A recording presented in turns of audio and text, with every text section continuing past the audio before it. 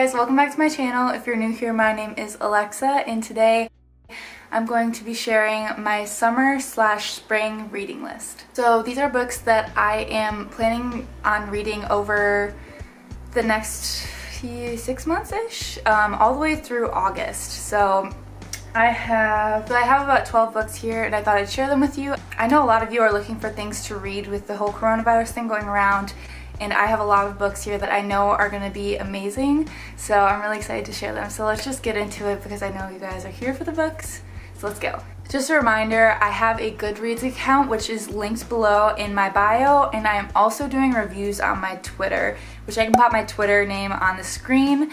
But yeah, if you guys are looking for more books or just kind of my thoughts on books that you've already read, etc., etc. So I'll start with what I'm currently reading because it ties into two of the other books because of the series. I'm currently reading Harry Potter and the Order of the Phoenix. I'm over halfway done. I've got this much left. But after I finish this one, I want to finish the Harry Potter series because I've been reading it for quite some time. So I also have Harry Potter and the Half-Blood Prince, and then I have Harry Potter and the Deathly Hallows. So those are two of them. Let's talk about some of the other books that I have. This is kind of in no particular order because I kind of read based on what I feel like I should read next. Like sometimes I feel more towards like the self-help, spiritual kind of books. Sometimes I want a fiction, so I kind of go back and forth. But I just put them in a kind of random order. So the first one is a book that I'm sure that you guys have heard of because I feel like it's been everywhere, and that is Where the Crawdads Sing by Delia Owens. I feel like everyone around me has read it except for me, so I'm really excited. If you guys are curious on what this book's about, if you've never heard of it at all, I think what I kind of get from it is it's about, there's rumors about this girl named the Marsh Girl, but Kaya is not what they say. She's sensitive and intelligent and has survived for years alone in the marsh that she calls home, finding friends in gulls and lessons in the sand. Then the time comes when she yearns to be touched and loved. When two young men from the town become intrigued by her wild beauty, Kaya opens herself to a new life until the unthinkable happens. So I hear this book is a little slow to begin with, but it has like an amazing ending where you just can't put it down. So I'm really excited. After I finish Harry Potter, this is probably going to be the first thing that I pick up. So yeah, let's move on. Next, this is actually a reread for me. I read this a couple of years ago. It was a book that my great-grandma lent to me because she loved it so much, and she passed this year. I just remember when she gave it to me, so it's this very special book to me, and it's very good. I highly recommend it. It's called Winners by Danielle Steel. This is a book. Quickly, just telling you kind of what it's about. It's about this ski champion named Lily who's training for the Olympics. She basically has her like eyes on the prize. She wants to get the gold in the Olympics, but then she has this really bad tragic accident, and it kind of tells a story of like how her dreams are shattered and she learns to like have new dreams, and it's just so freaking good. I just remember reading this, and it just like told the story of like a fighter. Like the girl who's the main character in this story goes through this tragic accident, thinks that she's never going to be able to do what she loves again, and like her whole goal of life and dreams are just like crushed. And it's kind of how like she still comes out of it a winner, and she still finds a way to like beat the odds, you know what I mean? So I highly recommend this book. Read it before. This is the only reread on my list, so obviously it's very good. Highly recommend. And the next book I've got is Atomic Habits by James Clear. It says an easy and proven way to build good habits and break the bad ones. So I've actually, like, for some reason, this book, I've seen and heard a lot about it recently. I've seen a lot of people that I follow on Instagram, a lot of people that I watch on YouTube or listen to their podcasts have recently read this book, and I hear nothing but good things. So I'm really excited to read it. I have a feeling that this book will be one of those books where I just like highlight it and highlight every page and reread it and everything. It says, no matter your goals, Atomic Habits offers a proven framework for getting 1% better every day. James Clear, one of the world's leading experts on habit formation, reveals practical strategies that teach you how to master tiny behaviors that lead to remarkable results. This is a book that might be really good for me just because I find myself being stuck in my ways or stuck in a rut pretty often in my life, and I have the hardest time breaking out of it. So this is Atomic Habits. I think this is going to be one that I really like, but I feel like I've only heard good things about it, so I just feel like I'm gonna love it, honestly. Okay, my next book is another Reese's Book Club pick. My parents actually got me this for Christmas. I thought I had already read it for a minute, and then I was like, wait, this has been sitting on my shelf. So this is Conviction by Denise Mina. And the reason why I actually asked for this book for Christmas specifically, because I read the synopsis. Is that what it's called? Synopsis? The summary? Whatever you want to call it. Anyways, I read it and I was just like, wow, I feel like this could be me because I love crime podcasts. So let me read it for you for a second. It says, the day Anna McDonald's quiet, respectable life explodes starts off like all days before. Packing the kids up for school, making breakfast, listening to yet another true crime podcast, until her husband comes down the stairs with an announcement and Anna is suddenly shockingly alone. Reeling, desperate for distraction, Anna returns to the podcast. Other people's problems are so much better than one's own. A sunken yacht, a murdered family, a hint of international conspiracy. But this case actually is Anna's problem. She knows one of the victims from an earlier life, a life she's taken great pains to leave behind. And she is convinced she actually knows what happened. The reason why I picked up this book to begin with, and the reason why I asked for it for Christmas, was mostly because I love true crime podcasts, but I'm not much of a mystery person, like a mystery novel sort of person.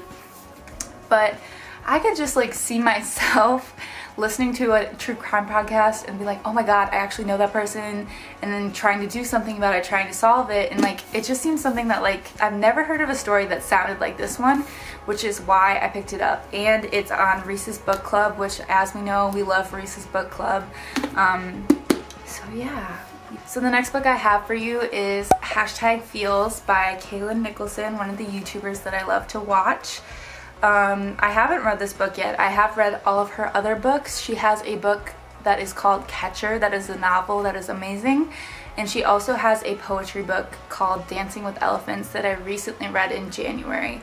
And this is her first book. It actually was an ebook to begin with, and I'm not an ebook person, but then when I heard it was in paperback, I got it a couple months ago and just haven't read it yet. But anyways, I think this book is kind of just going to be like, I don't know. It's going to be a quick read for sure because it's a smaller book, but what this book has to do about is essentially on each page there's like a sort of feel. So on page 63 it says #feel number 20. I have no idea what I want to do in my life. And then it has an explanation, a story of like in her life when this happened. And then it has like step by step to kind of help you along that path. And I think this is one that I'll probably read all the way through and then come back to when I feel these ways, I guess. I'm sure there's definitely things in here that I relate to or have related to at some point in my life. So I'm gonna be interested to see if any of them are really applicable to me. But yeah, this is just a quick read that I picked up. So #feels. Next, this is a novel that I picked up a very long time ago. I just haven't read it yet. Rachel Hollis has a podcast called The Rise Podcast, and I absolutely love it. It's a business podcast, and Rachel Hollis is like my queen. So she said her favorite guilty pleasure are this author.